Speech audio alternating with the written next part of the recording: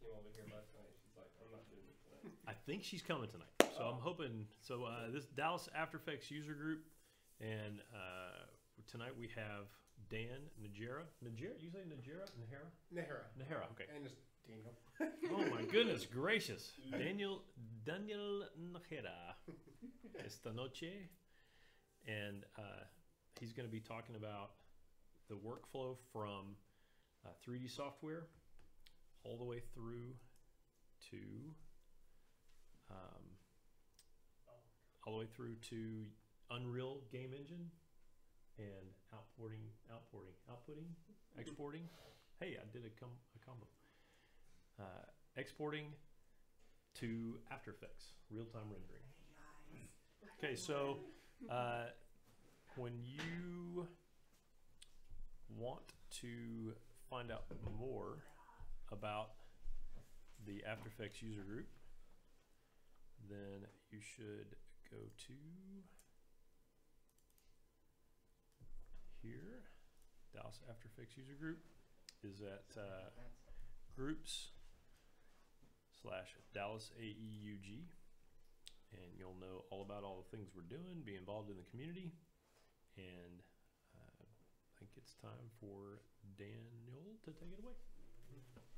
Thank you. Hey guys. What up? Hello. So yeah, I am Daniel Nahara. But I have primarily been a 3D generalist for over 15 years now. And for the last off and on 10 years, I have been working at, as soon as I get to the link, this company called H&TB. It's a civil engineering firm, and they basically specialize in really big city projects. Projects that usually span all, 10 to 40 miles of roadway or infrastructure, or aviation, architecture. There's a bunch of stadiums that they've done as well, and they're all through the United States. And the work we've done, this will kind of highlight the initiative, my group. And when I say my group, I'm just a cog in a 10-man group. I have guys that I have a programmer, I have an After Effects guru guy, I have a Cinema 4D guy that I lean heavily on. We got a guy that's has an architectural degree and then he learned 3D. So we have guys that kind of fill a bunch of different little roles for us and insert their little knowledge and nuggets where they can be best utilized. And we basically take on a lot of challenges now, just trying to push the envelope and make things better for us. Sometimes we just do a lot of R&D of just like, hey, will this help us? If we learn this new trait, will this help us? If we're learning substance designer, even though we're doing views like this really far away, how could substance designer help us? Well, maybe it's got automation tools that will make things a lot easier, which I'll show you those tools today. Let me play. This is a little spotlight that Unreal, the game engine Unreal did for us just a few months ago. Let's see if we can have some volume. On infrastructure and light rail, subways, so we create the art that they use to. This guy's phenomenal, David. In the last 5 years, we've been strictly V-Ray 3ds Max. Sometimes it will take 5 days to get an animation rendered out. We just don't have that kind of time anymore because we're expected to do more and more projects. The reason why our team chose Unreal, because we saw that it was an artist-first real-time application. It was a lot easier to work with. The lighting that you get in Unreal is much more realistic than any other real-time software we've come across. Visual scripting method inside of Blueprint allows our artists to be artists first and then be slight tech artists secondary. On a majority of our projects, we would love to have 3 full months to create a full-blown VR experience, but unfortunately, we sometimes get called in the last minute, and so that 3 months turns into 3 weeks. We'll go through iteration after iteration, pretty much all the way up to the day of the interview, project manager's still trying to figure out exactly the message that they want to tell the client. Unreal Studio allows you to make quick iterations. So if we do need to re-import something, we don't lose all of the settings that we had set up in Unreal with colliders and mods. What I really like is the fact that we can see everything in real time. So if I drop a building in, I switch out the materials, I can quickly see how it's going to look compared to just the traditional rendering where you have to sit and wait to see that it was wrong. With Unreal, you get blueprints that you can use. So we have full interaction with objects in our environment. So when you walk up to an escalator, that escalator is moving and it actually takes you up. You don't have to have a coder come in to make this thing happen. You can go and watch a couple tutorials on YouTube and it shows you exactly what you need to do.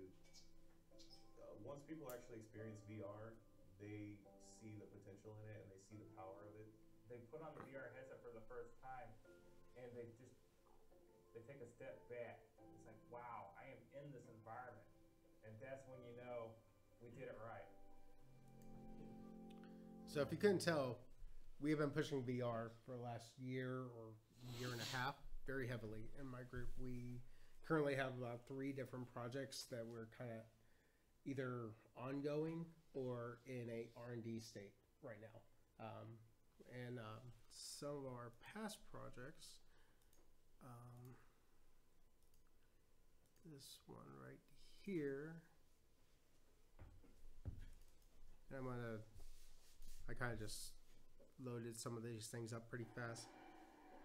This is our VR project we did for the California high-speed rail, and this is basically taking investors, stakeholders on what the California high-speed rail train could look like in the future.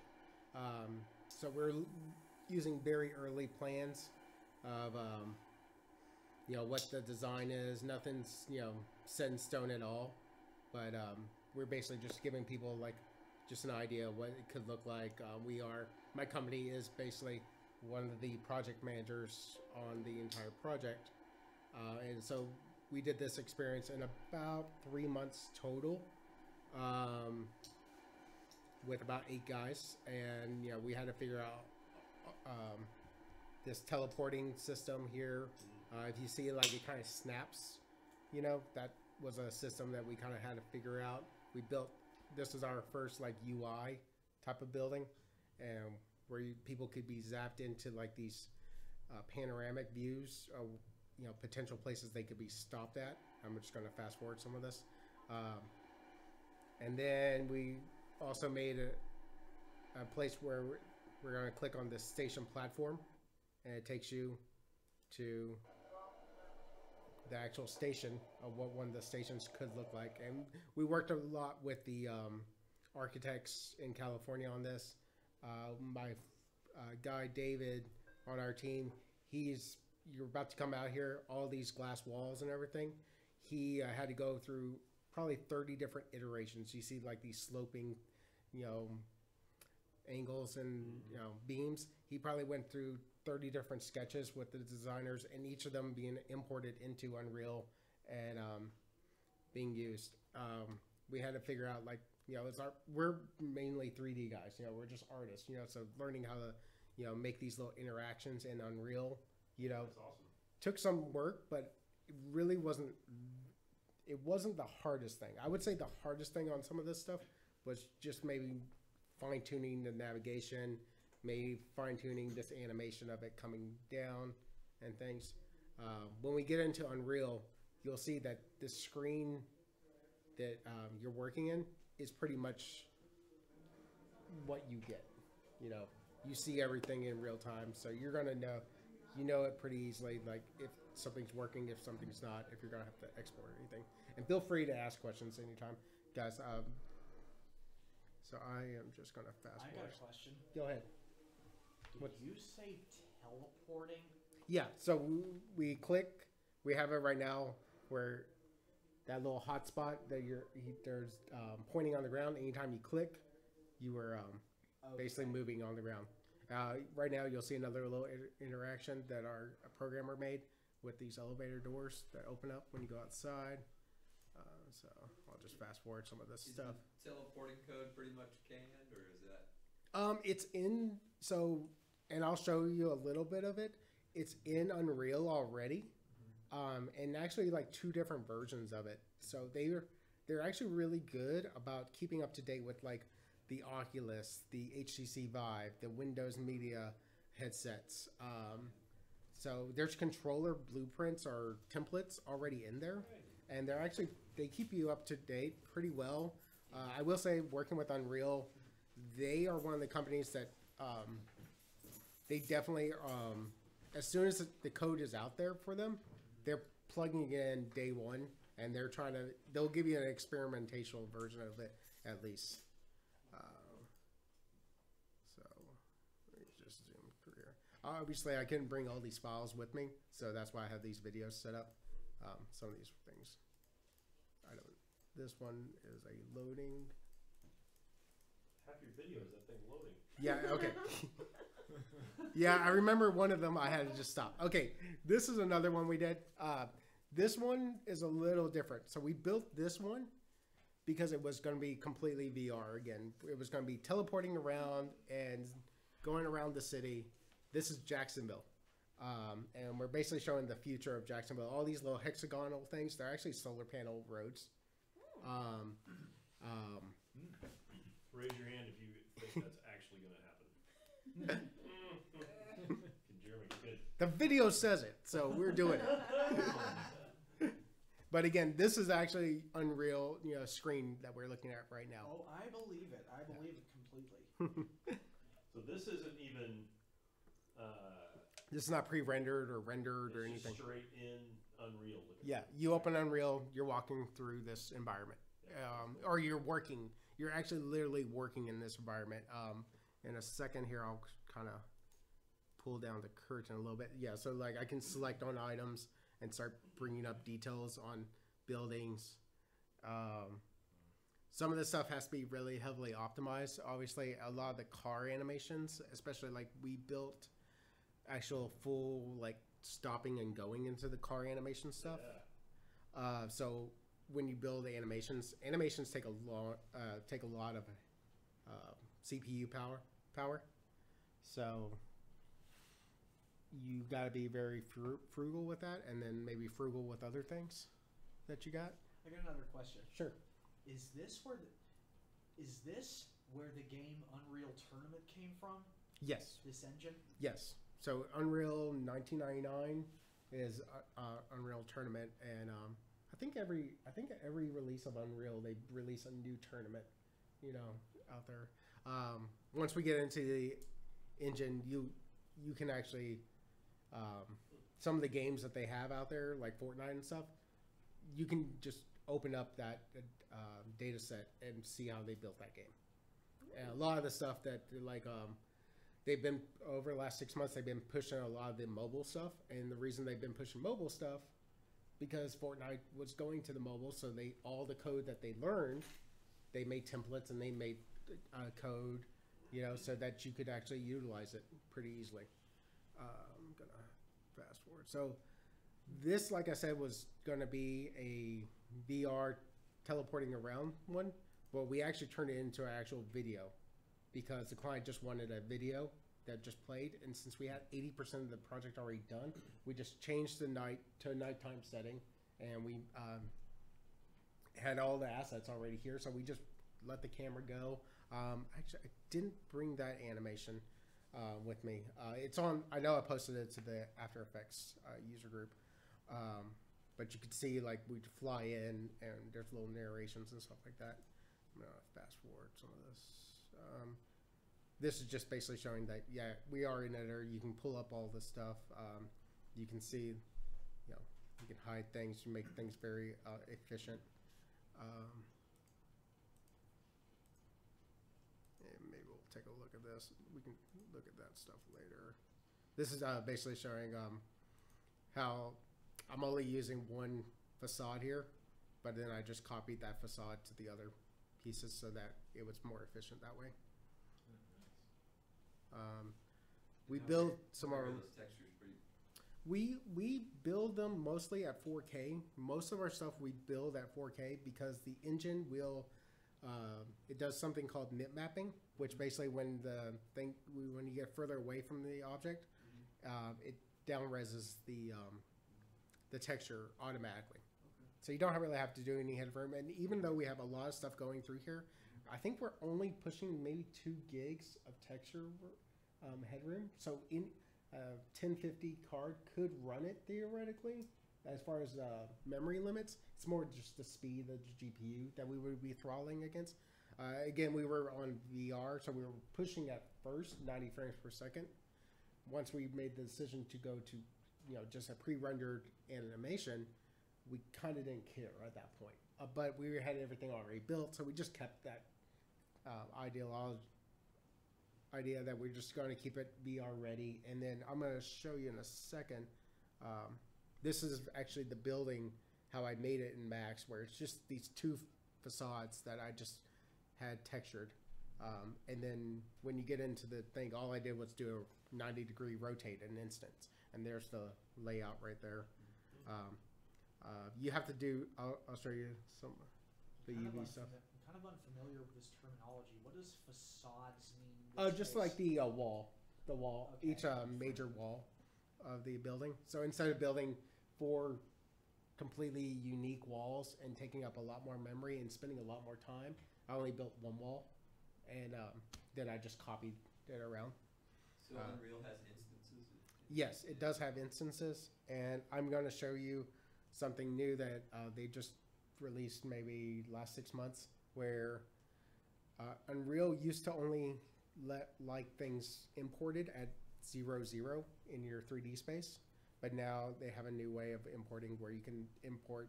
I could basically import all this city from 3D Max into in place. and it will go in place, which is and it sets up like pivot points. It sets up links to all this stuff. So if you go through and update it, things just get updated automatically. Theoretically, works most of the time. Sometimes it doesn't, but I mean, when it does work, it's magic. When it doesn't, Cinema you're 4D too?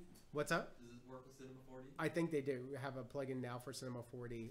Their big aspiration this year was getting to Revit, and Revit, is just this architectural model thing where they just got billions and billions of beams and all these things where nobody was ever going to want to move those pieces. I'm just showing this because this is the daytime version, so we are still building the VR ready version that people are going to be able to teleport. This is just kind of in the back burner that we have, and on this one, all those little white things, those are people that we have. I think we used AXYZ people, and then we canned a few animations and laid them up into the thing. Go ahead. Yeah. So all these buildings are unwrapped. Some of them are uniquely unwrapped, every face, and then other buildings are just, like I said, where we unwrap one facade and then just rotate and copied. I was in a good talk at Autodesk University where one guy, he just built on his buildings, he just builds one level and then copies that level, staircases it up, so I was like, that's a really good idea. And most of the buildings, the lobby is very unique. The other second floor to the 10th floor is all the same. It's just copy paste, most of the time. So that's also a decent way to do things as well. I was watching a little bit of Unreal, render optimization kind of stuff. Mhm. They were talking about creating, if you're going to create a Parthenon kind of look, you would create elements of it and then use 5 or 6 elements to build out the whole rest of the building just to make it a little more optimized.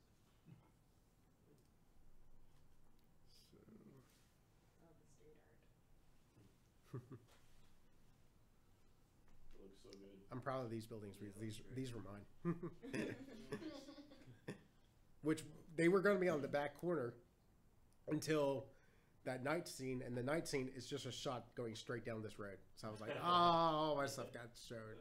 Except at the last minute, they were like, well, we need night lights on all the buildings, so I had to make a whole separate map that has lighting on the just random lighting on the lights. And some of these buildings are just copied and pasted from other places in the environment because we are not actually going to walk out that area.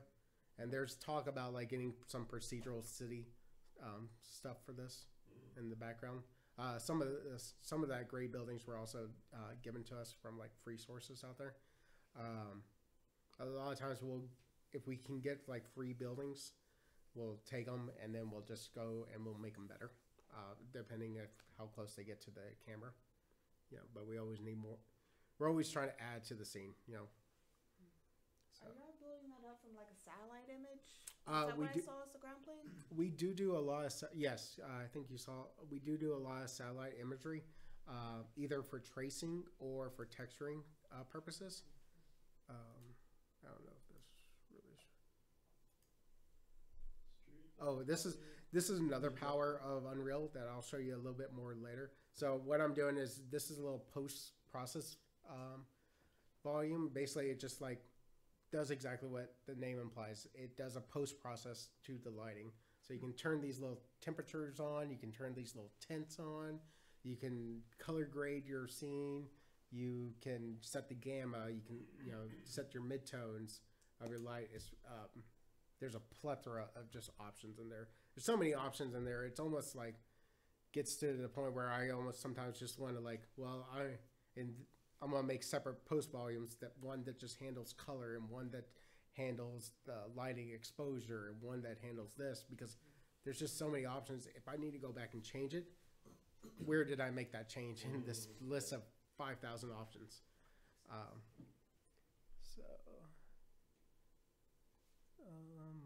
gonna speed this up a little more. So there's really only like 3 lights in this entire scene. There's a directional sunlight, and then there's you see this height fog. Ooh, my mouse is not working now. This little height fog, and then this skylight. That's really the only lighting that's really going on in that scene. You turn those things off, and then you put a nice little post-process volume. You make things look cinematic, and that's a lot. You get a lot from just those 3 lights. Then you go in and light other things. When you talk about video games, they light things in corners to make players go a certain route, but we don't really do that. We're also theorizing ways to do tell more of a story, because we've given people these open worlds, but now we need to tell them, hey, it's too much world for them. So this is something else we're working on. This is still like an R&D state, but this is like a model viewer. So our architects, and I'm sorry, I should have blown this up, but what I'm doing is I'm putting my VR goggles on, and this is a model viewer that we're making. So then the architects should just import. They could just hand us a model, a cross section of a roadway, and we could just walk around and view this thing around. And actually, I need so I'm testing this UI right now as one of the major things I was doing. And so we made these little spheres right now. We're just testing ideas of how to make people get up to the next floor without having, nobody knows, like, we were trying the whole like point up stairs type of option, but people weren't getting that. So we're just trying these different options. How do you move people from one floor to another floor and make it intuitive? So there's a lot of little complex, ideas that you never really think about when you're either in a video game or in a, pre-rendered animation. You just make a cut, but how do I tell people, to move here? So we're figuring things out there. I forgot to enable a certain functionality. So we'll put the headset back on. And this is actually the other part of the thing that we allowed, or the main idea of this was so people could actually see these models from any vantage point. Another thing we learned on this project early on was people aren't the same height. 5 foot, 1 inch person might not be able to see the top of that roadway, at the preset, height that we set. So we made a height adjustment, and then we were like, well, different heights also see the scale of these smaller scaled items differently. So we also built a little scale function so you could scale that thing up and move it around. And apparently we weren't the only people that have this problem, because when we went to Autodesk University this year, again, the navigation is not correct. That's why I was having little problems moving up there. But I'm not going to recut this.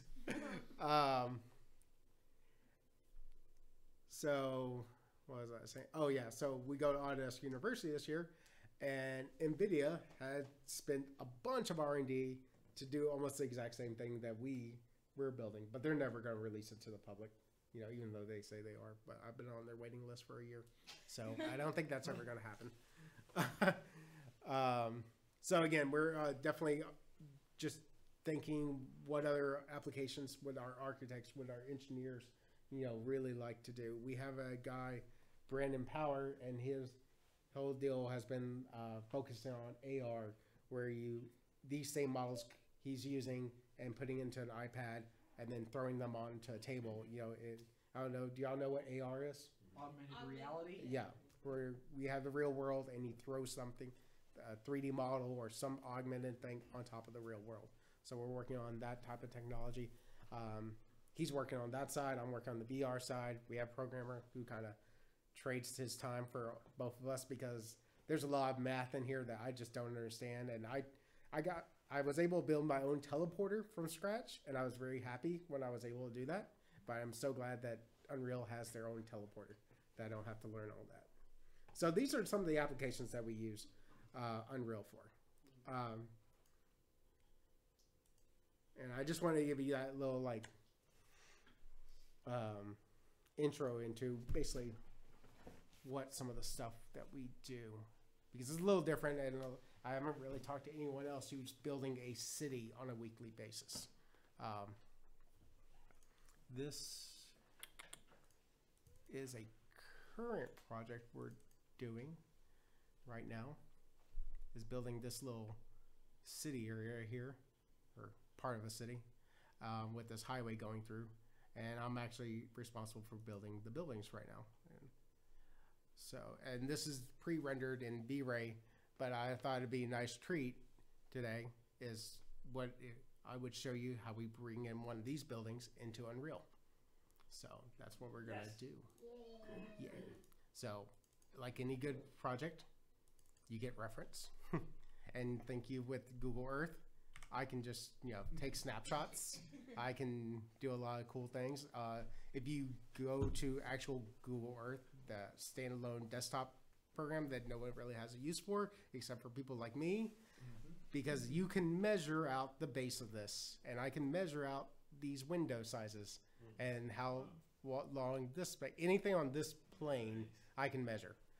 I can't measure here, but there's a company called Nearmap, and they are basically replacing Google Earth. You have to pay for it but if you're a big company kind of like us, we can and if they fly this area, which they haven't flown this area yet, they actually have a process where you could measure each of these windows, which would be really nice. So then that would just be like a snap. Right now I have to do like little measurements of okay, well, if I know this math here, then I can infer other things, and that's really tedious, and I won't take you through that process because that is very, that is not the fun part. So we will fast forward to my model that we have right here. And just so you can see. So I use Corona at home. At work I use V-Ray, mostly because Corona is only like $20 a month. So it's like I don't get to drink one night of the week. I say that, but don't. And it gives you very comparable V-Ray lighting settings, and there's no you got all your gizmos here to change your lighting. But we're going past this. This is old school, rendering, pre-rendering. Who wants to do that? Why in the world are we looking at a rendering software? Why would you want to do that? So we're gonna move this over. I can think of a couple reasons. So just open this. And for this one, I am going to keep the mapping very simple.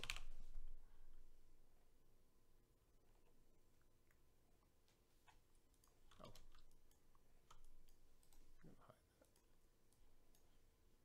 So I'm just going to put just an unwrap quickly on here. Select everything. Actually, I already did this. But I'll show you how I did it.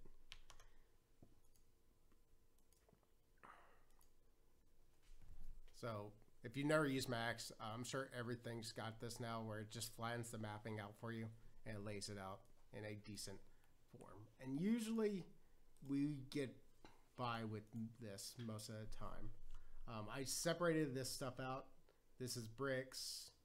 This is just, you know, some of the plain walls here. This is just the trim. Actually, I didn't name this. I'm bad. Trim. I know. Horrible person. And for all these windows, I did not. There's a lot of windows. These take up a lot of space, and 99% of them are exactly the same with the little square. So I'm just going to do a little optimization for us real fast. Select all of them. Let me do my unwrap, sorry. Let's do an unwrap on Ben.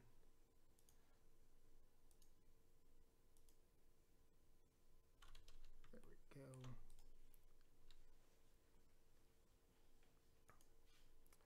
And actually,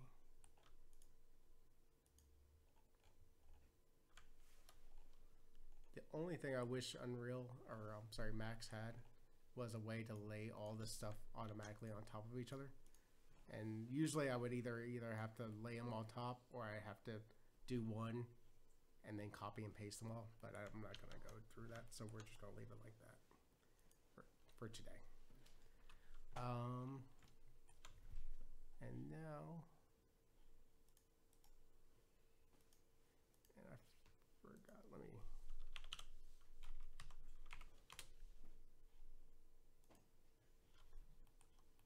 Since all these are going to be their own maps, I can actually use slice that entire space.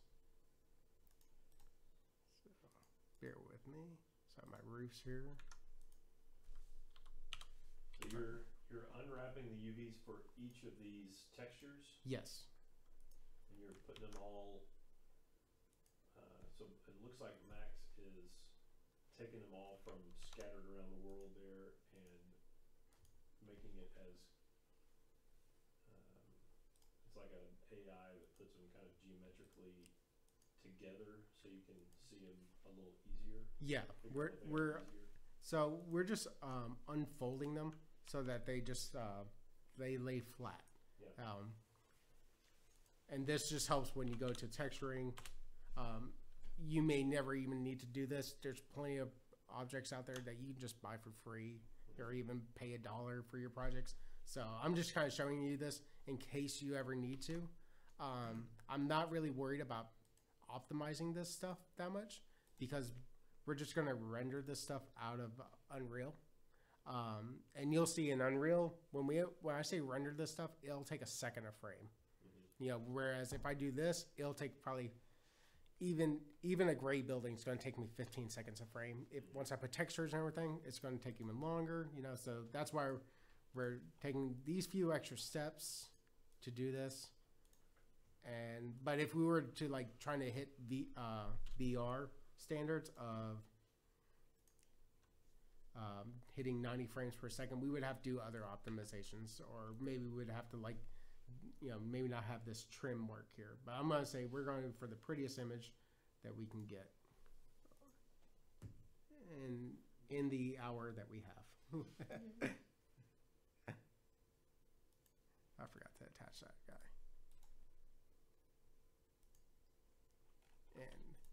And we're going to bring this into Substance. Again, I'm just trying to give y'all a good knowledge of all the basics so that if y'all ever need to do this yourselves, or at least you have the working knowledge of how some of this is done. So Substance is actually not too difficult to learn. If you know Photoshop, you know half of Substance Painter. It's all layer based. It's just layer based with a few extra options. So I'm gonna save this as building unwrapped, so we know it's been unwrapped. And I am gonna export selected because that's not right. I'm just gonna keep everything in this talk.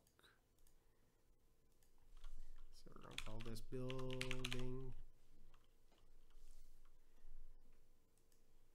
and save it as an FBX. Most things, Unreal nowadays, Substance nowadays, everyone seems to like FBX. Alembic is coming up. This warning here is just telling me the material that's on there is not compatible with FBX, but that's fine because we're not going to use that material once. Here's Substance Painter. Let me put this here. So Substance Painter, you can automatically see it comes with a lot of free stuff. And I'll even show you some more free stuff because we all like free, right? So to start a new project, you just say Substance Painter is not free. Substance Painter is not free. For $20 though, you get Substance Painter, you get Substance Designer, which I'll show you in a second a little more, and you get. Did I bring it up?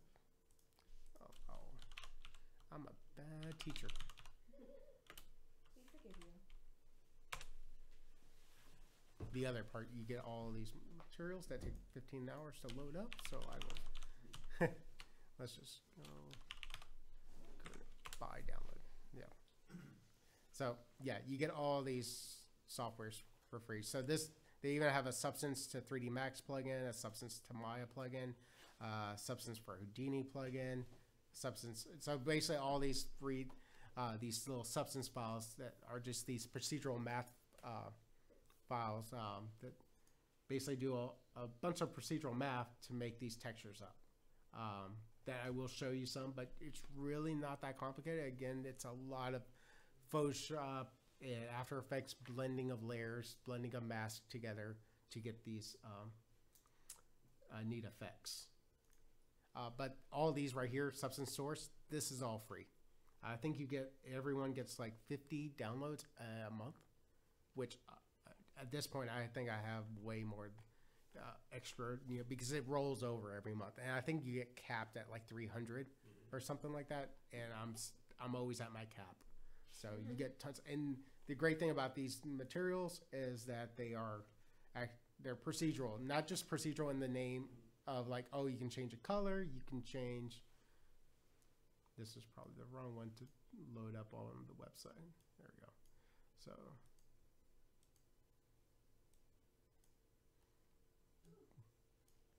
Yeah.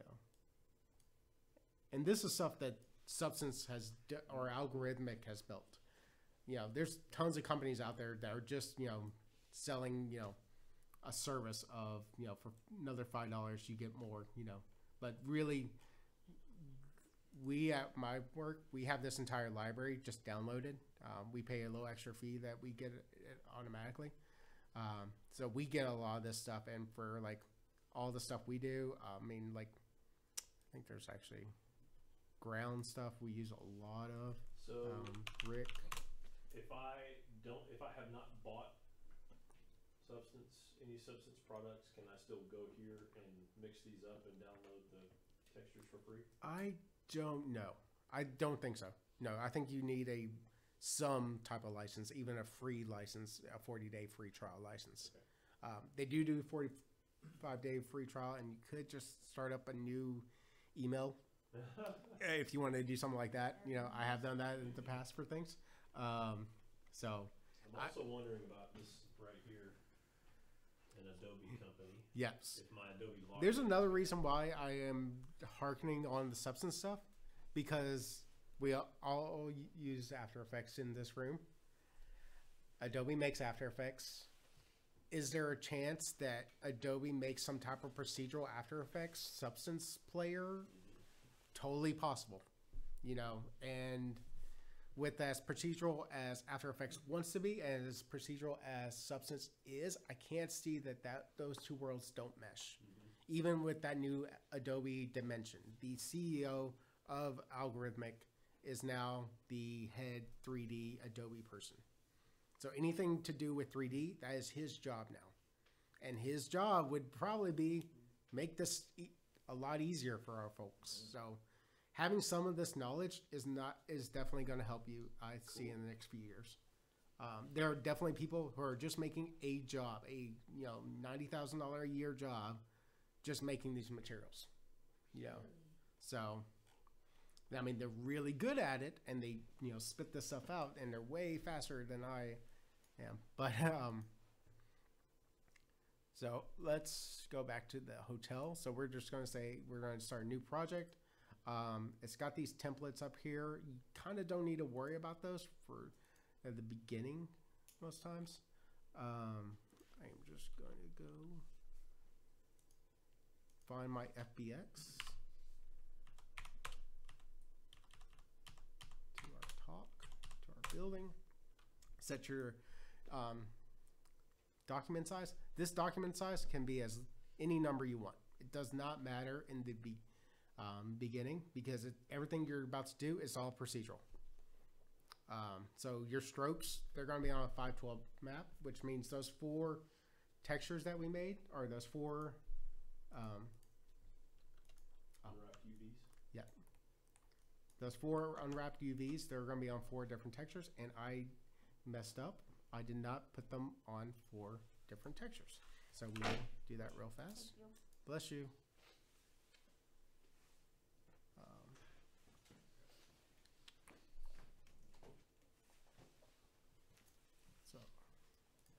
And that's just giving me a little warning. If I leave that up there. So. And to make our lives easier, we're going to say that's supposed to be the brick one. This is going to be the wall one.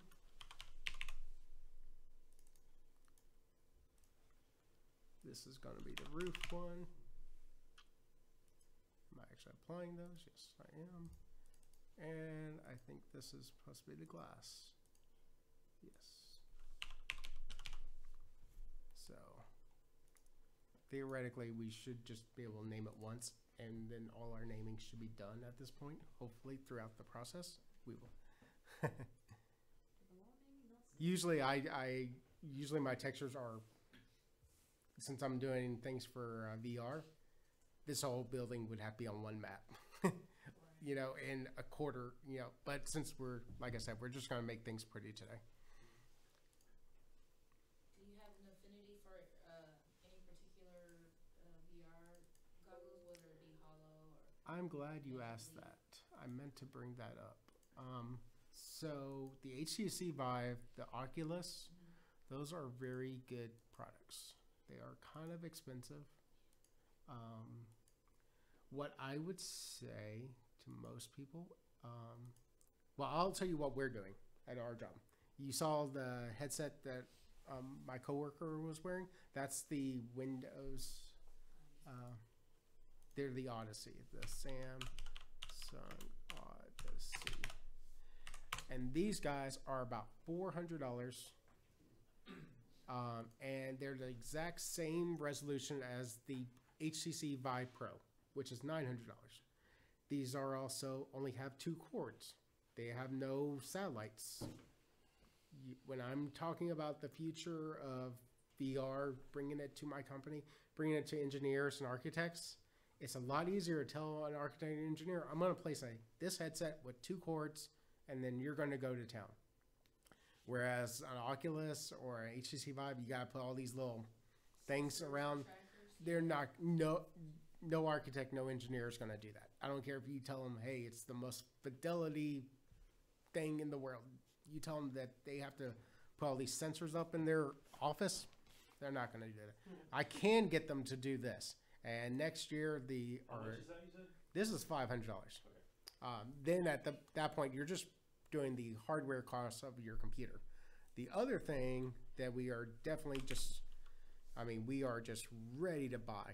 Like tomorrow, we are ready to buy. As soon as it gets put up, is it's not the Odyssey Quest, it's the Oculus. So the Oculus Quest is not the same resolution, but it's still really good. And it's completely wireless. It's completely wireless, and you can walk around. You know, I don't know if you noticed in some of the VR things we were doing, my head was moving towards something. Yeah. In the what's the Oculus Go right now, or the Samsung, the ones where you put your phone in Yeah. stuff, you can't move your head forward. You know, you can't. You can. Static. Yeah, you're static. You can move it left and right, and you can move it up. You know, tilt it up and down, but you can't move forward on something. But this you can actually move around. There's even ideas of like doing virtual Nerf gun games. You know, and this is also going to have some type of room sensing, like furniture sensing. You know, type of put bounding boxes in places. So Have you- this. Have any of you guys done the Void at the Cinemark in Plano? It's pretty awesome. That is worth the money. We actually did an outing, a company outing, Yeah. because we were just like, this is R&D money well spent. Because we were like, and then we were like, we heard about the Quest, and we're like, I want to try this in a year when they upgrade to the Quest, because that thing is going to be amazing with the Yeah. Quest. I got another question. Hmm? The Void is in Plano? Mm-hmm. Yes. Yeah. You can go for $30. Man, it's so expensive. But for $30, you can go do a VR Oh. experience. My gosh! Oh my gosh!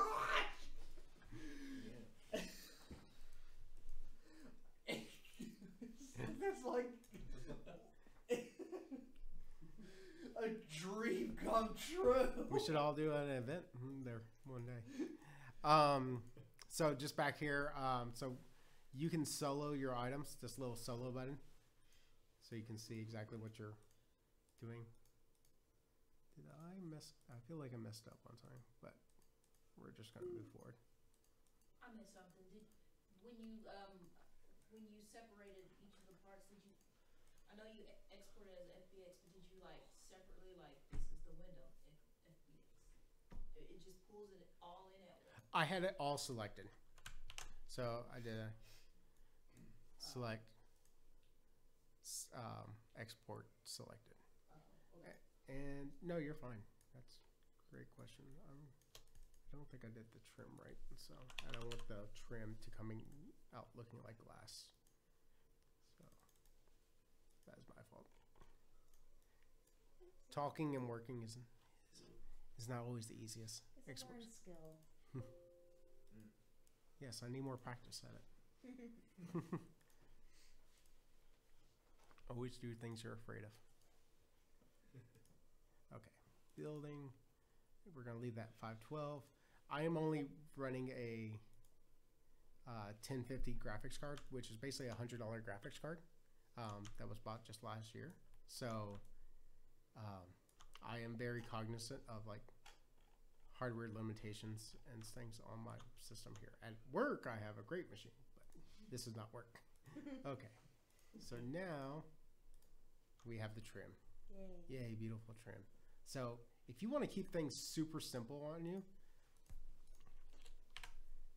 you can just do this flood fill.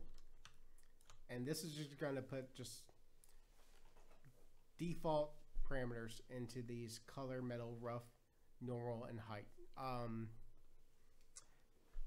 And we will just glossy over this, what all this stuff means. Base color is exactly what it sounds like. Change the base color, you change it to red, you get a red object.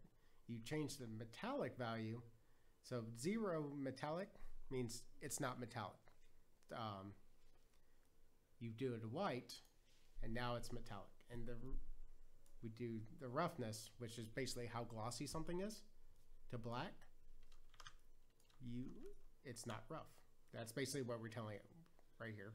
It's not rough. Over here, we're telling it it is rough, and that's why we're getting that. And if you can see the difference, it's subtle, and 99% of the time, you're either just going to put this all the way to black, or I'm sorry, all the way to white, or all the way to black. This is going to be like a metal trim, so I'm going to default here to metal, and I'm going to do something kind of like in the middle, you know, and this is like a brownish, dark brown type of place, so we're going to just make it dark and probably even rougher than that. It's probably going to be something that would have got a lot beat up to it. I'm just going to keep it pretty simple today. For the roof, which I did not name correctly at all, so we'll just rename it here. Just do walls. I have a few brick samples that I have already imported from that substance source, and they have been kind enough to make you a little button here that brings up substance source for Painter here, so you could just download that stuff right here into substance. Click that button, it downloads, and now it's in your shelf. So it's super simple to, oh, I just need something, and you can go there and grab it for the walls. So I'm gonna go to the walls. You notice here this changed. So these are the textures for the trim. These are the textures for the walls. I'm going to turn the walls off. Again, we're trying to save a little memory. I don't know what this one is. I'm just going to, I don't remember putting that in here. Okay, that is actually something knitted. So we're not going to have knitted walls. You can either delete it or you can just click here, but you're stuck with that name. So I don't like that name. So in the future, we're going to have cloth buildings, are we? Exactly. Wasn't that what they had in the This is what I'm spending all the taxpayers' money on. So this used to be a very big pain. When I first started Substance Painter, this, what you're seeing right here, used to drive me insane. I would have to do 90 degrees here, and then I would have all this, and what you would have to do is all these weird selections, which I will show you a little bit of. But Substance now has this really nice, not the filtering, this tiling. Where are you? There it is. Triplanar projection. And you can just, like you were in 3D, rotate. And I think I did it completely the wrong way. Come on, there it goes. That one just does not want to go right.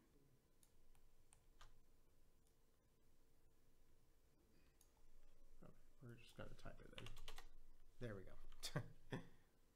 But it just looks at the building, all that unwrapping and everything. We used to have to like unwrap it in a certain fashion. You know, we would have to make sure all the walls were looking the same direction. That, you know, all the tops on our UV maps, you know, were the same. But we don't have to do that anymore. And now we can just scale this down. Yeah, I was going to ask you, is there a way to make those ginormous bricks a little smaller? Exactly. And the resolution, right now we're just, you know, this is the fault with resolution right now, but we're going to, when we export, we're going to fix that. So that's something that's correct there. The only thing I don't like is I get this really big panel now, but anyways. And then since, again, we're procedural, we can just go in here and we can make this stuff like off-white. And I think if, sorry, I pulled this down. I think if I bring this one up, I'm trying to remember how I did this map before. So it's got a lot of little balances here, but we're just gonna get something kind of close. And let's call that one white.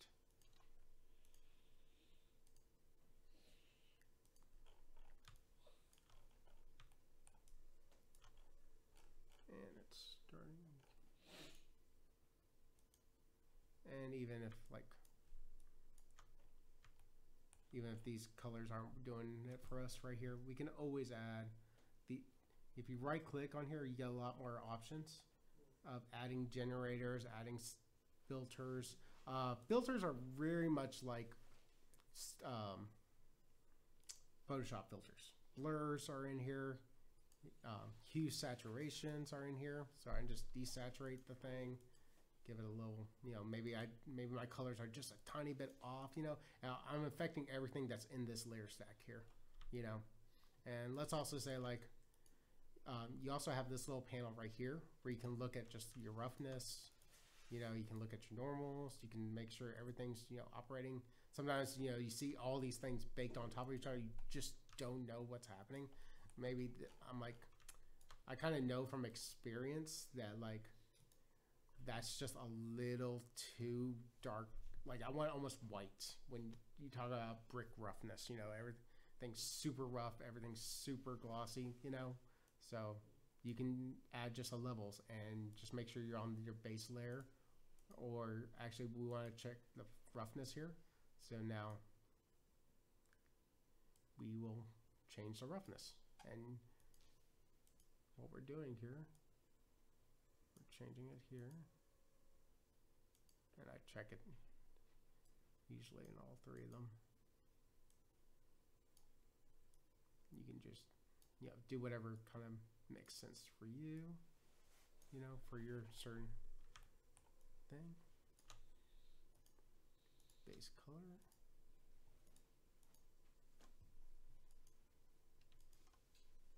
Oops. Sorry about The that. crazy thing I think is that just the slightest variation in the gray value Yeah. can give you a giant change in your roughness or your height map. Mhm. So it's just a matter of making sure that you're kind of evened out. The other thing I wanted to show you is what's called smart materials, which are really nice. These are basically just like the other materials that we did a minute ago, but these basically give you, they've already been tweaked a bit. They're in the materials, but then they have other adjustments laid on top of them. What I'm going to show you right now is this asphalt roof texture that I made. So this is just it's an asphalt roof substance, and where I just kind of built a little variation. This layer has a little color variation and a little mask that I laid on top of it, and there's one more step that I didn't do earlier. Sorry about this. So the other thing about Substance Painter, that color's horrible right now.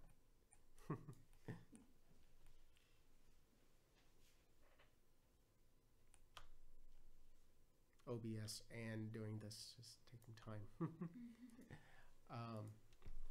That I forgot to mention is the baking, the mesh baking. So if you have a high poly object, let's say you have all this, you're going for this super high detail thing to this low poly object, it has a baker in here that's really good and very forgiving. It's the most forgiving baker I've ever used. I used to have to spend days baking things and making things correct. I usually don't spend a lot of time. And for things like this, where it's just a building, it's flat facade, there's not any extra detail, you can just click this use low poly mesh as high poly and then bake. And this really only takes a second. But what we're going to give... You're saying kind of optimizing it, or you're saying baking the textures on there, or what? What we're doing is we're baking like ambient occlusion, we're baking curvature, all these little things right here are going to get populated, and it's just going to get populated with just mesh data that we could utilize for painting. And a lot of these smart materials, like these dust and everything, they pull up these little curvature maps, these ambient occlusions, and they're already predefined things that are out there, and you can make your own. All you gotta do is make a couple adjustments, right click, make smart material, and then you have the smart material. You probably can see this fiberglass one pretty easily. You see how those edges are already done for you Yeah. and everything. It's just that material, and then it's reading all this little stuff. Now, we didn't do a lot of stuff, so there's not going to be a lot of information here. But one information that we should be calling up. I'll probably have to reload it.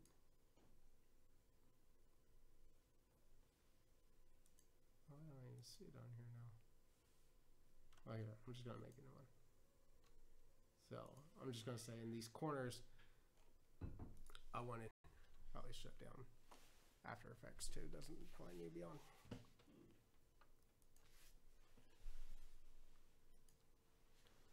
What's that purple thing? I'll show you to you in just a second. As soon as we get out of this, I'll show you that, and then we'll go into Unreal. Okay.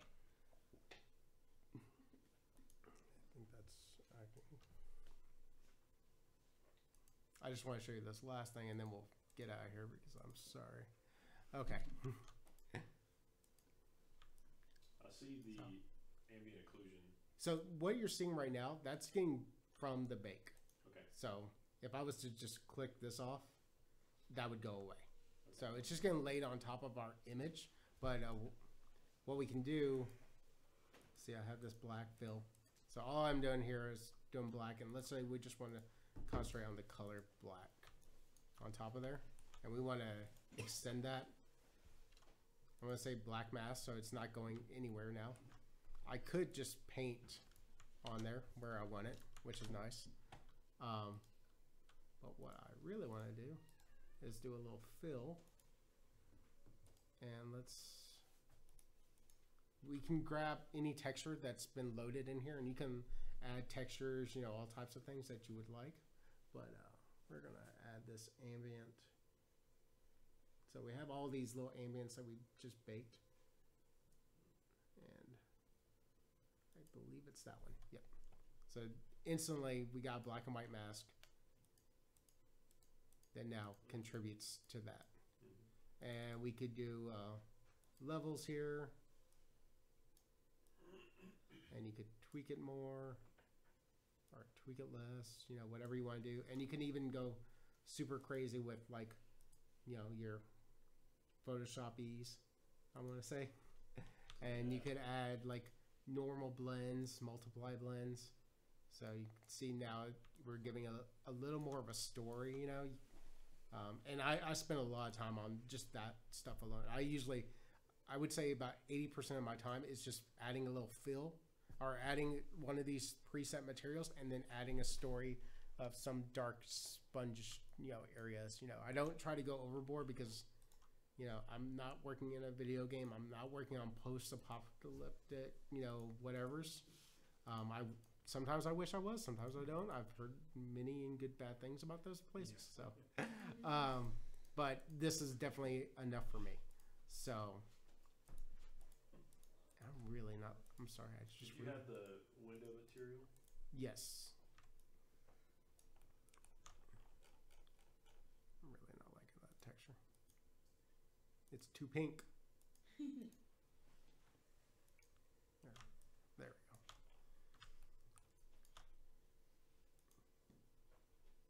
Yes, thank you.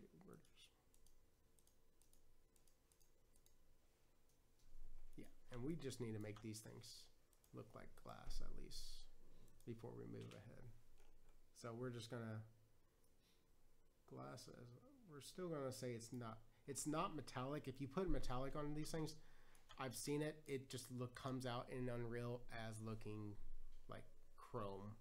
So just for the most part, either do this or just 0.01 or something like that. It's not, the difference is not that impactful. What's going to be more impactful is if you spent the cost of doing opacity and then having something that it could see through behind it. That would be more impactful than playing around with this metallic value. Beyond that, changing. Why is this?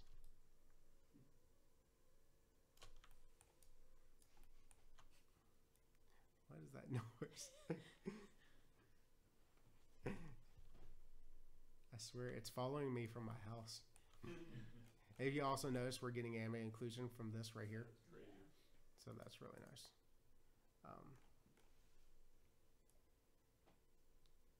So yeah, we would get something like that if we were.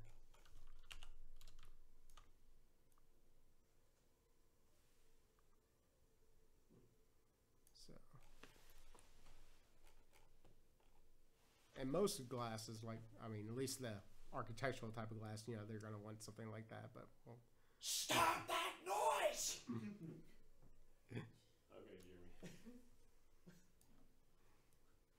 so we'll get something kind of like that, right in between, and we're still not using the metallic. So I think we got something at least decent, and then we can bring the, you know, we're gonna say it's that blue glass that you see out there. So we'll give it a little more life, and now we're just gonna say all, turn all that stuff back on. Not looking too bad for spending like 10 minutes on it.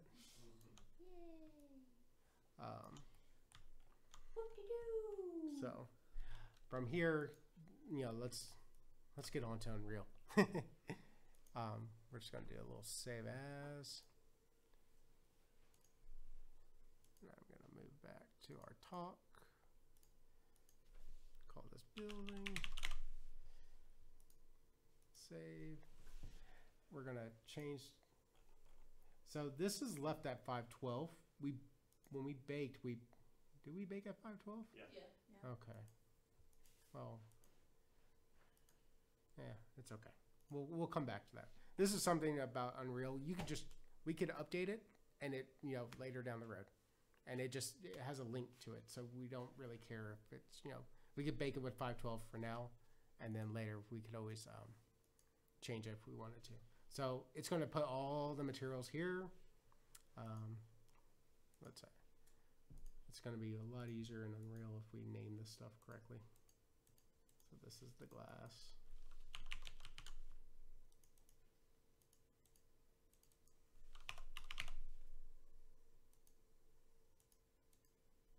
There's a Roomba around here, I can tell. Okay. So all we gotta do is export textures. Textures are here. We could change the size here, but I'm not gonna, you know, worry about it for now because when we bake those ambient inclusions and stuff, we didn't go that high. So, and then you can just go to these preset settings, Unreal Engine packed. That's usually the best thing you can do for Unreal Engine. There's V-Ray ones, there's Corona ones, there's Redshift, you know, there's all types of ones. If you just search Substance Integration or Substance Redshift or Substance whatever, they will have a wiki page that shows you exactly how to tie that stuff into the render engine that you want. And again, since this is all procedural, it's going to do all of that, the inverting of the gammas and everything you need automatically. You're not going to have to worry about, if it looks good here, you should get a pretty close image wherever you're going to. You can configure things differently over here. We're going to use the Unreal one here. The only thing I like to do, I don't like all this extra naming because we just named it this texture set. So like brick is going to say brick underscore base color. So I'm just going to, I usually take that stuff off. It's just a little easier to see. And then we just choose location. We're going to go back to our earlier location, which I wish it saved. I wish it did the location where you were saving your file at. That would make sense to me. But, and then we're just going to make a texture folder.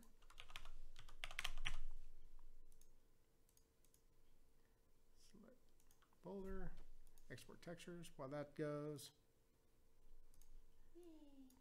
we're going to do a file exports. Well, actually, we probably need to open up Epic.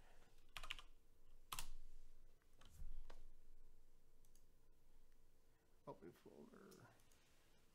So just, and there's our textures right there. And that's really all. See, brick normal, brick base color, you know. Making sense for the most part? Okay.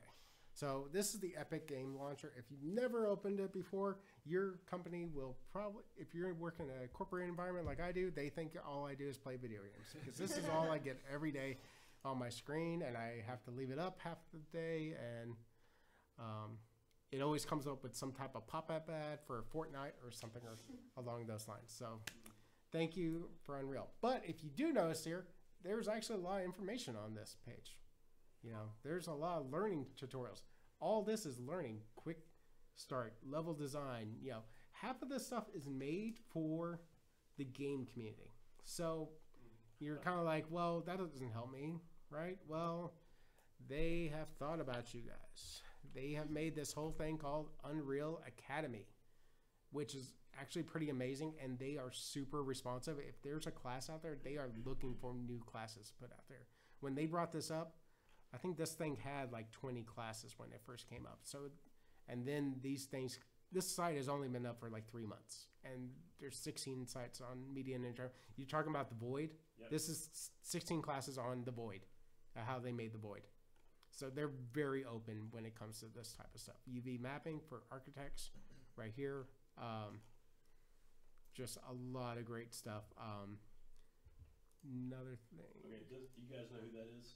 Oh, Go back. sorry. The learn? The head? Is that what you were looking at? Where was I? No, I wasn't at the marketplace. Was it? Scroll it. Yeah. Oh, okay. Go ahead. This guy here, bottom left. I think that's Mike from the VFX show. Mike Seymour. Mike Seymour, yeah. It looks a little bit more digital now. Yep. Very. But he's in real time. And they did real time motion capture. Actually, this right here and this are totally VFX things. This is you. If you go into this thing, this is a whole. You actually go into a virtual studio, and you see how like in Unreal how you can make a whole mocap studio. So if you go to library, you'll get engines. We usually just stay with the most current. Usually they have a preview or experimental one. Probably don't go into those for the most part. Anything from the marketplace you can download, and it'll get placed down here, and it'll just say add to a project. You know, interactive foliage. What's up? The thing is, I have Blender.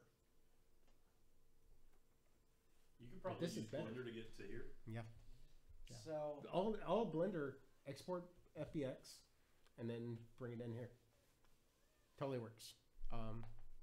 And you're going to be able to use things like this. This right here, this is a VFX variety pack. Does fire flames, all that for free. I'll never be able to afford 3D Studio Max. We are No. That's fine. pressed for This money. isn't 3D Studio Max. This is the free Yeah, Unreal Engine. I'm It's sorry right if down I there. didn't mention this. Yeah, the only way you ever owe Epic or Unreal any money, and I'm gonna, while I say this, I'm gonna open this up for you. One of these. I'm gonna open up both of these. The only way you pay them any money is if you export a game with their, game engine. Then they take a cut of your sales. That's the only way they make money. Or on the marketplace. They make 10% off people selling things on the marketplace. Which, So they if you don't know how to give you animate a money. character or you need a character, marketplace. There's tons of them there, for for all types of different things. This little pack, there's lots of packs, and we've bought a bunch of things off of here just because it's a lot easier. And there's also a ton of free stuff. Yeah, there's a lot of free stuff, and Unreal themselves puts out free stuff. This industry props pack right here, this took me in a whole new art direction, and it was free. So there's a lot of free things in here, and just to mess around and have fun and build a level. So Thank goodness I was able to get the free Unreal Engine. So Mhm. thank goodness for that. So this is kind of what I was saying, like, what you see on your screen is the final game for the most part. There's very little difference. If you hit F11, you get full screen. You can move around. You hit G, those little things turn off, things like that. If you play video games at all, This is right clicking. This is left clicking. This is left clicking with the D, left clicking with the A. So it's very game oriented. All these folders and everything right here, this is basically everything that's in your project. And in your project does not mean in your level. That's two different things. Everything that's in your level is over here in this world outliner. And all this stuff can be turned on and off right here. If you accidentally do that, just turn it on world outliner. And details. Where's my details? Details right there. And details is you click on something, it gives you lots of details about your thing. It gives you your object. 90% of this stuff we just call an actor. The reason is because if I was to, you can basically just, and I'm telling you this because it took me forever to really put this in my head. That's all this thing is. It's just an actor with an X, Y, and Z and like some scaling parameter, associated with it. That's the only thing it is. And you're linking it to this static mesh. And then same thing here with this texture. You're just linking it to this texture, and that texture is linked to other materials. So when these things get updated or things get changed around, everything's just being linked, and that makes it really good for a community of artists who are working on the project together. You can just save a file on a network, or what we do, we actually have a folder on our computers that we just copy, do a source control copying, and that's what this little thing up here is all about. Let's go. So let me open this level. So when you do your first level, and I'll do this in a minute, you'll see an advanced lighting. You'll see a starter pack and an advanced lighting level, and that's all this is right here.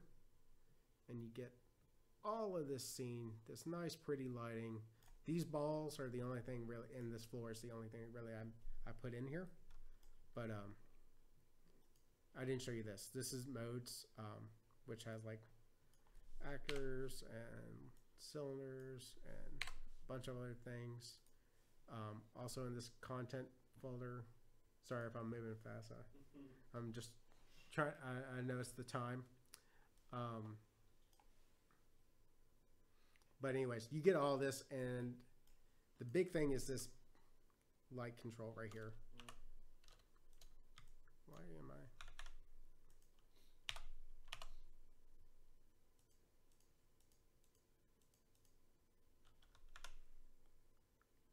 I don't know why my gizmo's not coming up. I'm supposed to have a gizmo like you would see in any other 3D package, but it's okay. We don't need that. You change your lighting, of course. Okay, we're gonna close this down. There we go. Oh, look at that! It worked a lot faster now. You turn your sunlight on, turn your sunlight off. Notice you get nice little flares that are awesome. That is so beautiful. So let's actually bring in that building here. So remember how I was saying that Unreal built that as this nice little exporter? It's called Datasmith. I'll post up more about it. So I don't think I have. But basically, it's like what we were saying. Everything in 3D space, it's going to put actually in the correct 3D space. So we're just going to call this building. We're going to save that. Save OK. We're going to do import Datasmith. If you do you could import with FBX, but FBX is going to want everything to be at 0, 0. And now I don't have to worry about 0, 0, basically. It also has a bunch of other functionality when it comes to texturing, especially if I was doing V-Ray textures and stuff like that. It would do its best to compile those for Unreal.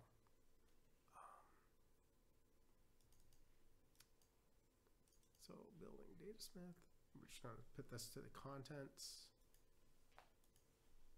folder. I'm gonna say just bring in the geometry. I'm not gonna bring in the materials. I'm not gonna bring in the lighting. I'm not gonna bring in the cameras. I'm just gonna bring in that.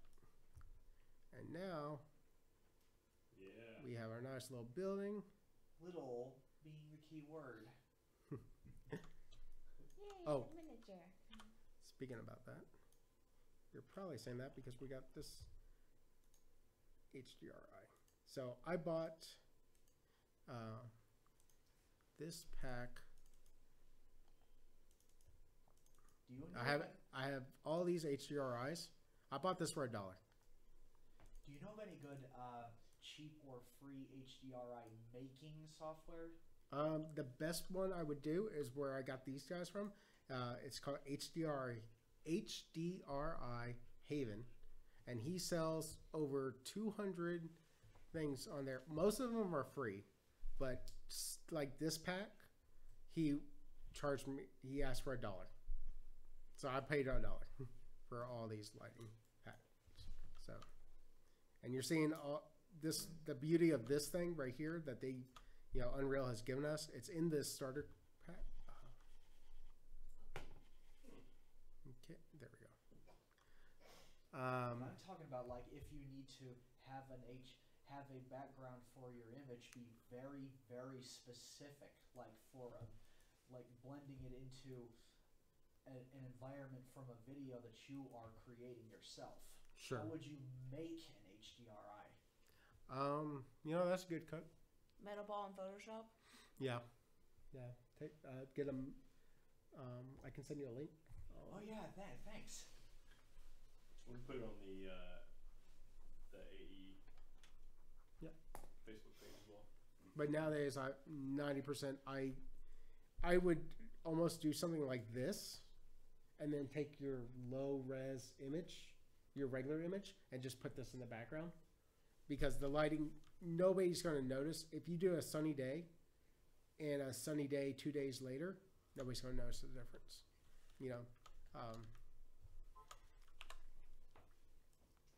There's my, I don't know why it wasn't there a minute ago.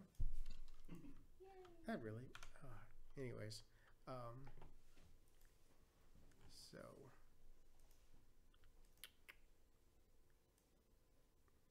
we're gonna, let's see. So you can just make new folders in here. I'm just gonna call this texture.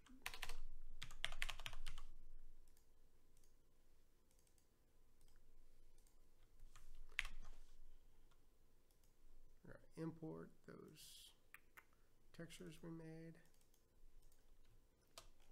So when you're importing things into Unreal, it's making these Unreal assets. So I can't really just export this map out anymore. Just FYI. That's the only thing that's kind of weird about it. Like, once something is in Unreal, it kind of stays in Unreal for the most part. I'm sure there's a way to get it out, but I don't really know it, unfortunately.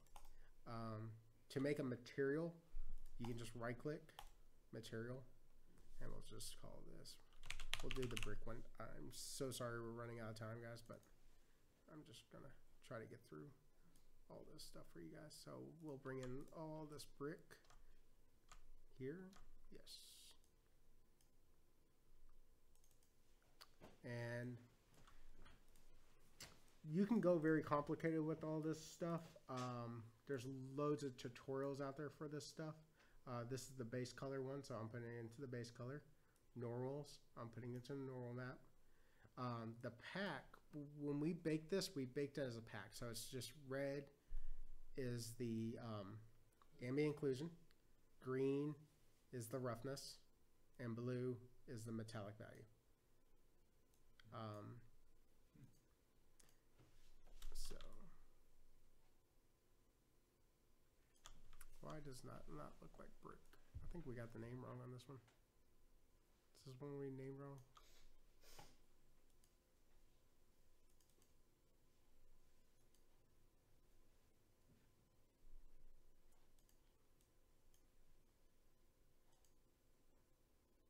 That's definitely the glass one. Here, we'll do the roof. We know the roof is correct. Sorry. I think you need a wall, not brick. I think so.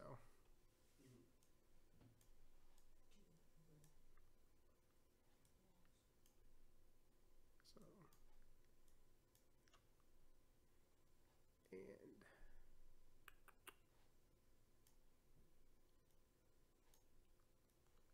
green for roughness.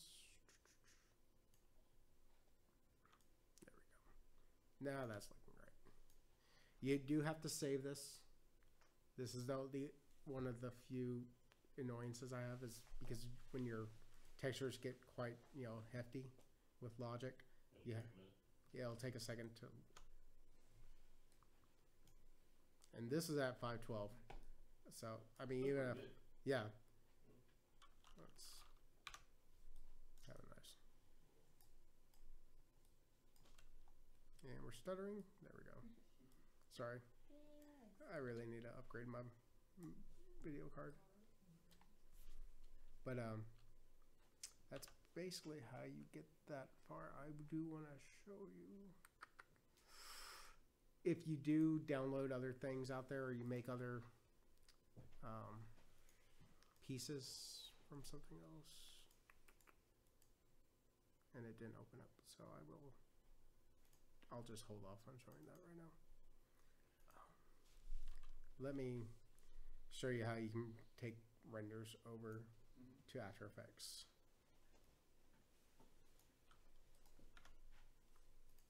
So let me make some room on here. Oh, you know what we really need though? We need a post volume. This is way too bright for me. So post volume is just a post process, and you can bound it to just that box. So when you're inside that box, or you can unbound it and make it go infinite. So we're gonna make it go infinite. It's good for like scenes where like if you go underneath a bridge, maybe then you want something a little bit different, And usually you want these minima at about the same value.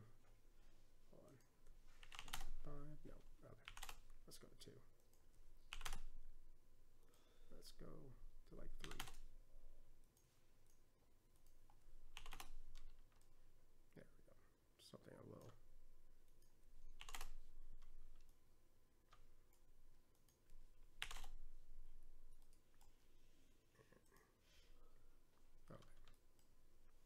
Obviously, we could go crazier with this, but we're running out of time. I'll just show you. I also, do you guys know LUTs? What LUTs are? I've heard of them. Did I load these up? Lookup tables. I did not load these up, but you can load LUTs into these things too.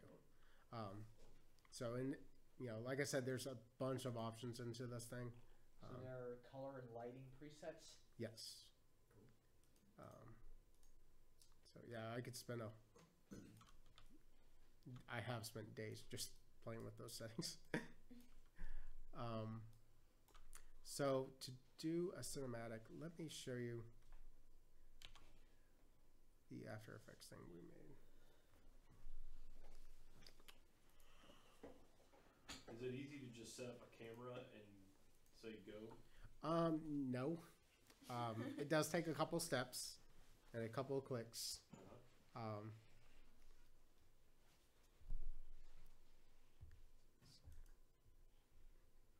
In case we don't finish that example, I at least want to show you this.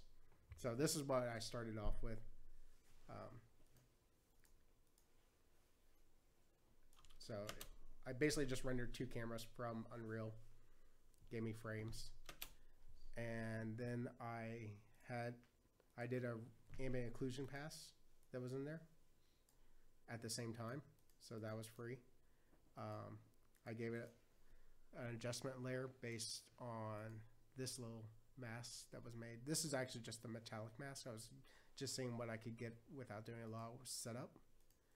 And I just have that, just doing a color balance, cheat. but could be interesting. And then I added another key where I keyed out on. How do I bring the effects back up? There it is. So I color keyed just this. If you can see this texture, this map right here, this is what came out of Unreal, and I color keyed for the blue. So what I would get off the Luma inverted mat here, and I applied a glow. So show the process of coming out Yeah. of frames sure. from Unreal. So Those are some interesting eggs. I like eggs. It's good on toast. So what you do basically is add this master, no, yes, add master sequence. Well, the reason I'm stumbling is because I've already done it. I'm just making sure. We could actually, you can just take this and start playing from there. But we're not gonna do that. Just gonna delete that, and we're gonna add a new camera. Actually, add master sequence. We're gonna say camera 01, create master. We got a shot here. Click this button, it creates your camera into a timeline here. Has a nice little view. And when it says pilot active, this is basically your camera. And this this camera does have, I don't know. Oh, because I added another camera. Let's just make a shot here.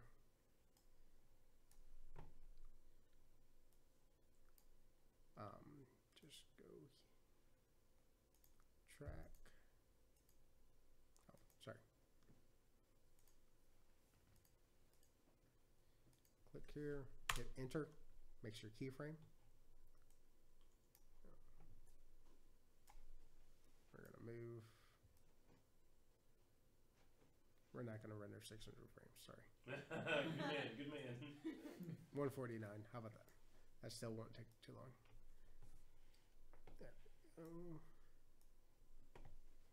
I feel like I'm on the wrong camera.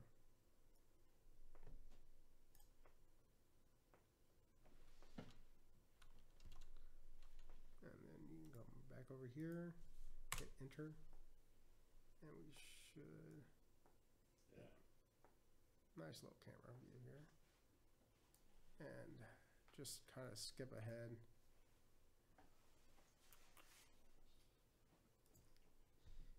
We'll just apply this color here. Well, we won't do it for this one. And then you can just hit render this movie. And you can either do sequences, just any of these sequences will just take the frame you just saw, these frames right here, and then store those frames. Pretty simple. Change your frame rates if you wanted. You can add burn-ins like frame timers and things like that. Location. Let's put this frames. Select folder. And yeah, let's not do the 600 frames.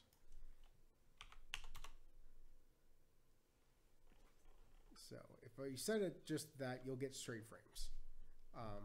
But what we're going to do is custom render pass. And we're going to do, let's say, an ambient occlusion pass. Let's say, Ooh, depth. where's the depth? Halfway. Oh, yeah. Oh, yeah. And to preview these, to know what you're actually doing, you can go over here to buffer. And this is all we're doing is it's a buffer. You can see what these previews are. Oh, cool. So the depth, I don't think it's going to give us much. Is it that one in the corner? Yes. Okay, you're great. Yeah. And the other reason I brought that up is because I think there's 3 different depths. Yeah, there's world in it, so we'll just keep it. So, come on, capture movie. And so I'm going to ask you to save all that.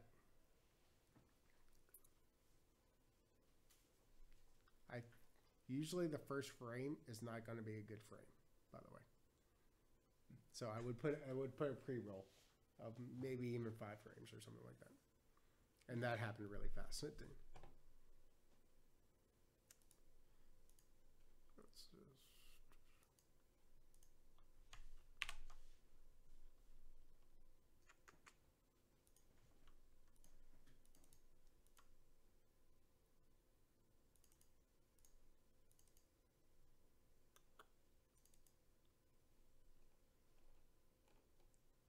And it rendered the wrong camera.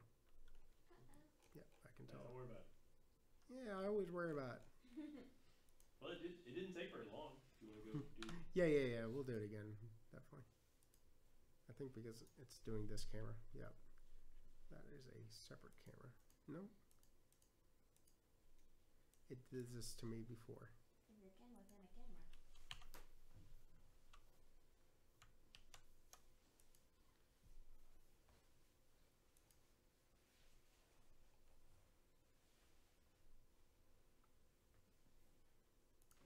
Sorry.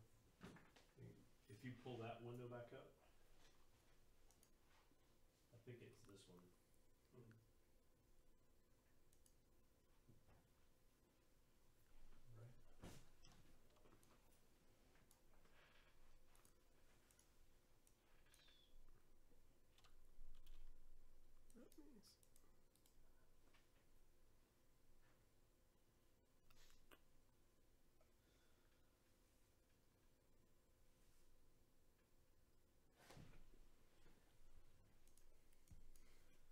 Let me. Sorry. It's because I got all these.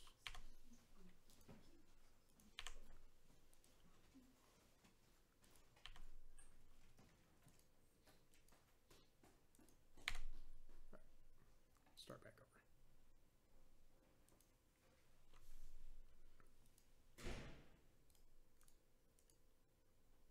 Okay.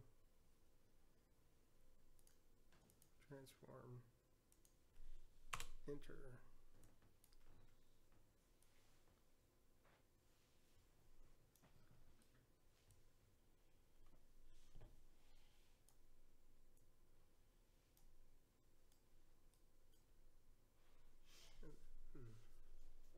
Click right here, enter, go to frame. Luckily, it does keep all these settings. Oh, you know what else I forgot? Final image. Save selected. There we go. Okay, that one's actually doing it right. Sorry about that, guys. That's good. So it's not currently it's not real time, but it is way faster than it would be coming out of something like Cinema 4D or Max or something like that. That city Jacksonville project that I showed you, we rendered about 900 frames in less than an hour on one machine. So, Using Unreal? Yeah. Okay. Using Unreal.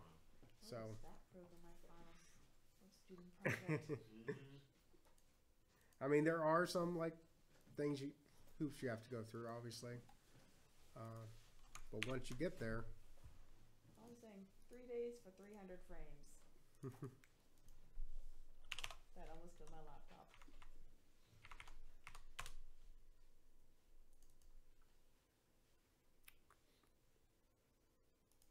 Frame. yeah. Let's just get the pretty one. Did it save all of them in the same Yeah. folder? Yeah, I haven't figured a way to separate them into different folders. Okay. Yeah, that would be nice. You can just do a separate render pass for each. I don't know why it did this to me earlier. Or when I, And like I said, that first frame, I don't know why, but that first frame it just doesn't like. It even has an option for a pre-roll. I usually don't do it. I just do the number. And then how I got that glow is I made this color that's just red, base color, emissive color. And I applied it, let's say, on the glass.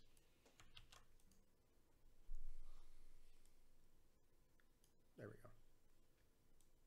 And on my custom render pass, so since I already had these frames, I use this RGB separate specular, and you can see a preview. It's going to give us this right here, this red and black mask. And we'll render, save selected. Now we're not saving this final frame, but it still has to go through the G buffer.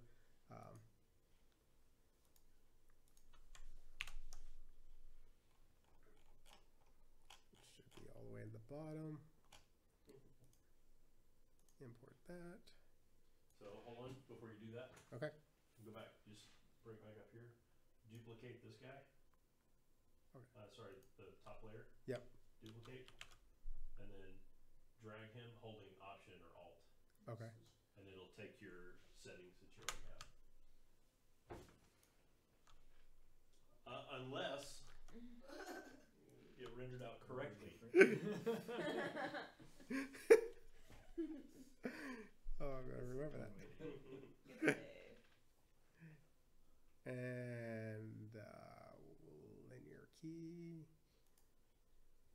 Is that a plugin that gives you random output resolution? It's a feature, right?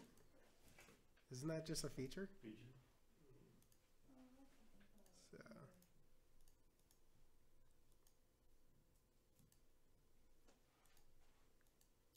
Why isn't that mask working? You have it turned off for one thing. It has to turn off. Does it have to be turned off? It can be off. There it goes. Okay. And then so you could add. Yeah. Where's the glow? Or where's? Stylize. Thank you. Is it effect? Yeah. What? Stylize. Two down. So And then turn off that top eyeball. I like the eyeball. Oh. That's a thick one. You know what I'm going for. No, I didn't mean that. I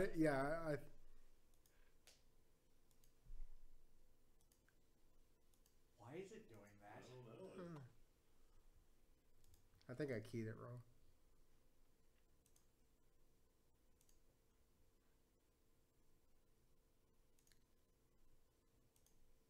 I think I have to grab this. Is it the dark blue you need to grab? What's up? Sorry. You need to grab the dark blue instead of the light blue. See, that looks like it should be correct though, right there. I don't know, man. I did it over here. It does work. Trying to see. All right, we got 10 minutes left. Yeah, Let's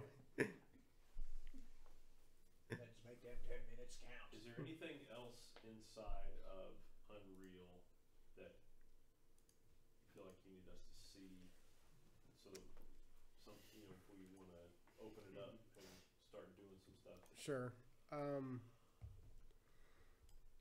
I will say, if you go over here, when you launch, to start your own project, you just click launch on one of those engines. And it's going to give you a lot of templates out there to get you started. Okay. As long as your first template is probably going to look more like this, what it's going to give you. There's flying games. There's all these types of games. The thing I just used right here was just a blank one because I didn't need a character to run through the scene or anything. I feel like there used to be a cinematic template. There's this Unreal Studio one, which is also this I have not used, and this is on my agenda for multiple people to use. But this is really cool. This is kind of was our impetus for the VR project with the cross section. It's we haven't used it all because I want for me to like really get in here. I want to like understand all the blueprint knowledge that's going on in there. I think it's just when you start up that template, especially on your first one, I would say click that starter content option that's at the very end of it. That will package all this stuff over here.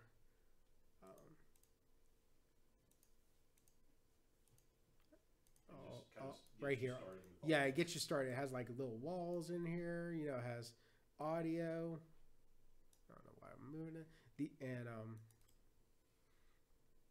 I just want to emphasize this again. So this Dan42 _ test. This is the project name, and all these folders. It's the exact same layout in your actual files. So when you move things here, you're actually moving things here. When you move things here, you're moving things here.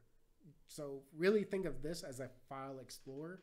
Not when I say it's not the level, it's not the level. It's just everything that's in that project folder.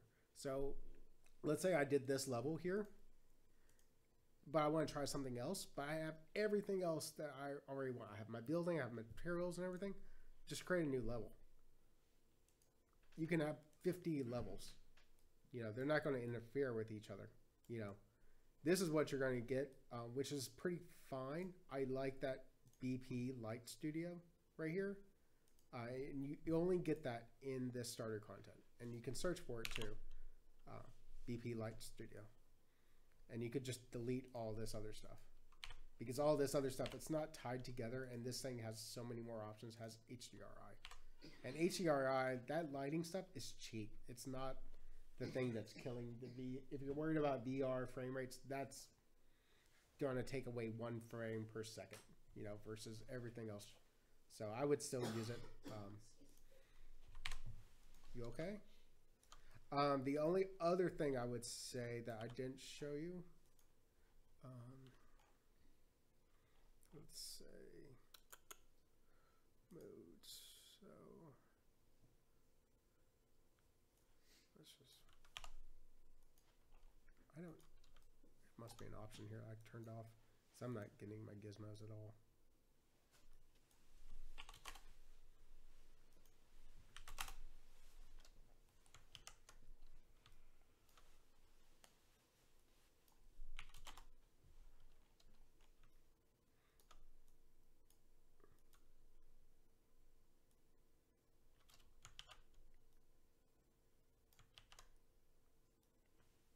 Sorry, I'm just not really used to not having a gizmo to rotate this stuff.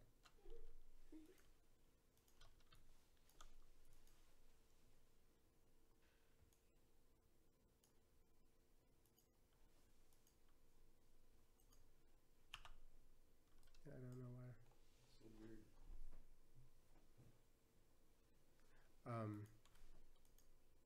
All I was going to say is I haven't shown you how to bake the lighting. So you have actually accurate shadows and stuff. It's just this build button. And really all you need to do is pick which quality you want. This obviously production high, that's going to take longer. Preview is going to take, you know, go faster. You know, if you're not getting the lighting, after you do your light bake and you're not getting light quality that you're looking for, you're probably going to have to go into your shadow setting. I'm sorry, not your shadow. Your light mask settings, and most things are defaulted to pretty low, so this entire object would only get 32 pixels, or now 64 pixels of lighting information on that, you know, on a UV map, which is not a lot. So something this big depends on, you know, what you're going to have. If you have a grass blade you probably want 8, and you're probably going to scatter those 50 times. Unreal's got this really good painting up. This is vertex painting. It's a little pretty complicated. I haven't even used it that much. Has a landscaper right here. Has a just is an object painter. So if you want to do foliage, which I don't think I have any foliage loaded up here. If I had the other grass one, I can show you that one. You could get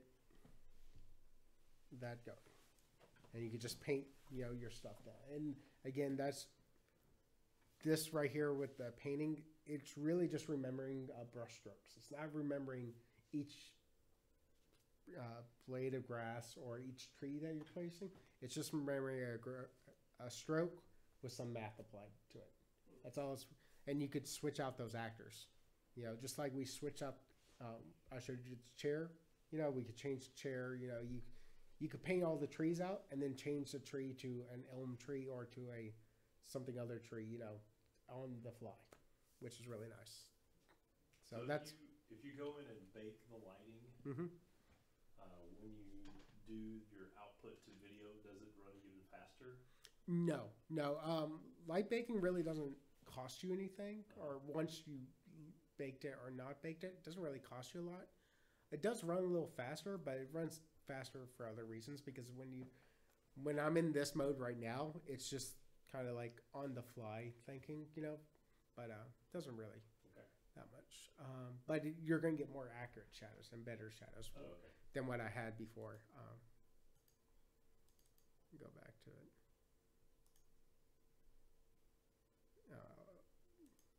I have it set on low. Everything needs access. Trust me, I get way more prompts at work because everything is source controlled at work. And you can't transfer the lighting. You can also, if you have another project and you want to move things over from one project or another, I have this turned off. If I wanted to move this over, you just right click over here. I'm sorry, you right click on the folder and you hit migrate. It's asked you to do a save. And then it packages everything that's associated with that folder. And then you can move it to any other Unreal file. It took me a while to really understand why I couldn't do certain things. It's the folder. You click on the folder. If you want one item, put one item in the brand new folder. It took me a while to understand that. It's a lot easier to migrate than it is to import. You can import from a different file. It's just not that intuitive. This is more intuitive. If you notice, the lighting looks a lot better now in here. So even down here. So again, this would be something, if you need a better lighting, but if you do, let's say 512, you're gonna have to rebake, and it's gonna let you know. You can turn this setting off. I like leaving it up to always remind me that I need a light bake. That is Any other questions? Anybody have a question? Yeah. I have a question. Do you know it's 9 o'clock? No, it's 8:59. I don't let my students out early. You do? Can you? If I kind of use YouTube or Unreal, but not heavily. Yep. Do you guys do weight painting and stuff, like for your demonstration for your cars and stuff? Do you do it for? So the car animations, we do that through a material script. Actually, it's the best thing I can point you to in 5 seconds is this world position in your material. It's really hard for me to even wrap my head around, but 90% of what you see in this material editor is just really computed with a value for the red, and I mean a value as in 1 to 100, value. So that's how it's thinking about these things. So you would actually place almost a color. I know it's really odd, but you would kind of put a color to some of this stuff. So for world position, if you wanted a car to move, Yeah. would you paint a track?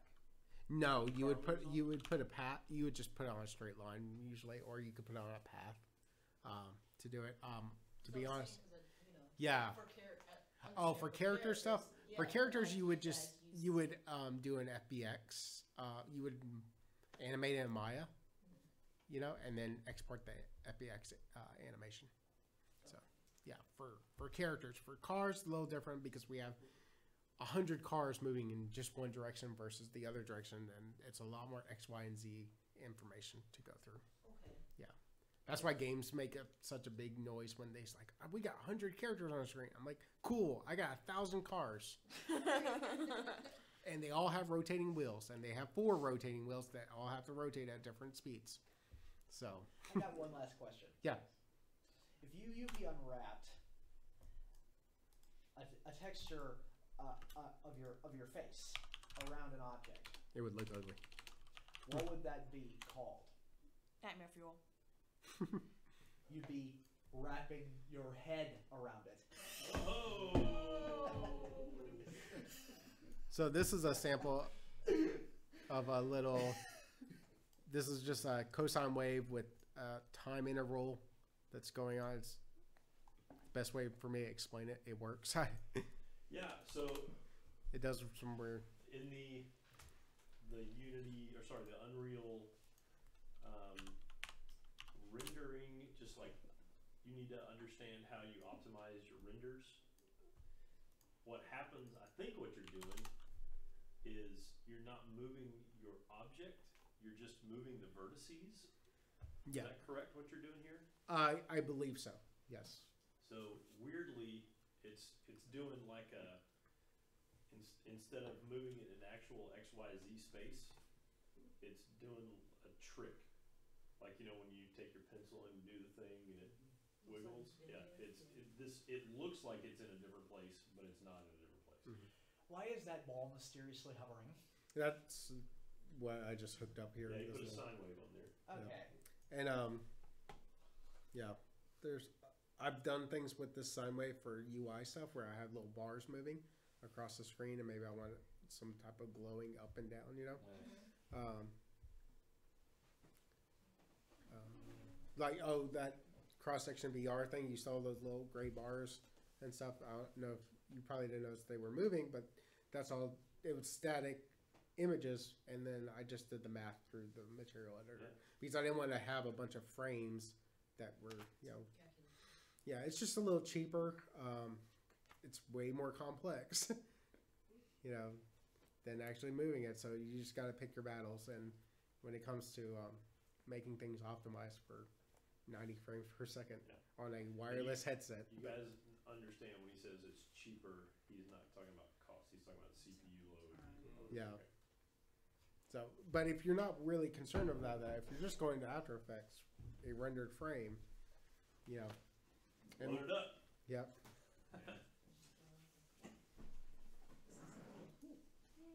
All right. Very good. Well, I'm this gonna was stop very, the very stream. Great. Thank you. Thank you very